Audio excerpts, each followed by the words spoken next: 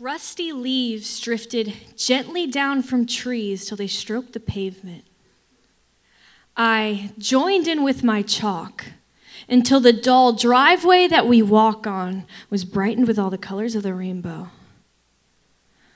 Although the creations in my brain didn't reflect the reality around me, my mom was the first to assure me that that was okay.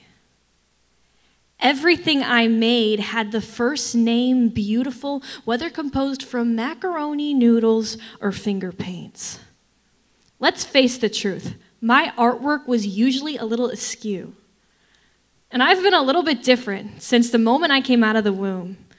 And when I would run to my room crying because I just didn't fit in, my mom would hug me and whisper, "Well, I think you're cool." "You have to say that you're my mom," was the usual response. But even the times I pushed her away and pretended not to hear what she said, her love penetrated straight to my heart, creating space for my soul to cultivate. My roots are wrapped around her compliments. And I'm confident that the bricks of our house are bound by the cement of her relentless prayers. Teenage years would prove to be a battlefield between my ears. Mom said, "You can't control what you hear, but what are you going to believe?" Because people can be mean. But I found it easier to hide than to fight, and traded the nickname weird for the title shy.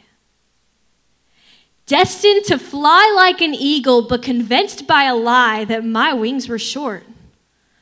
And the image of a pretty girl in the mirror became thwarted like a funhouse circus, and my mom watched me spiral out of control, trying to fit the mold around me.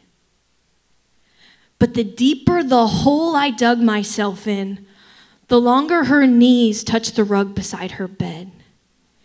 She held me by an invisible thread, and I could never tread too far from the truth, because my mom was at every rock bottom with a box of tissues. And no matter what my current issue, she didn't doubt. And when I finally came around, I found it easy to understand the unrelenting love of Christ, because I'd seen that love lived out by my mom my entire life. She lives like heaven is her home. Life is a series of seasons, and love is a verb that no one can deserve. And every day is filled with a million opportunities to say, "I love you," without uttering a word.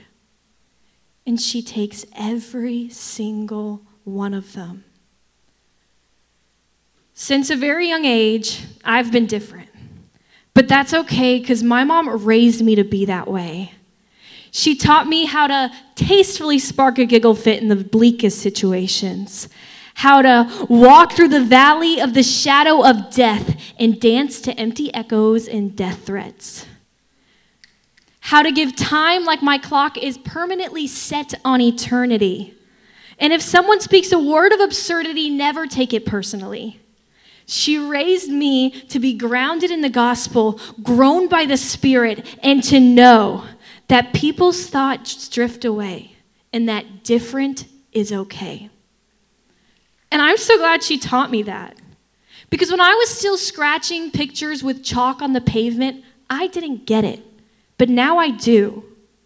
My artwork doesn't have to reflect reality, just like my life doesn't have to reflect the practicality of what everybody else is doing.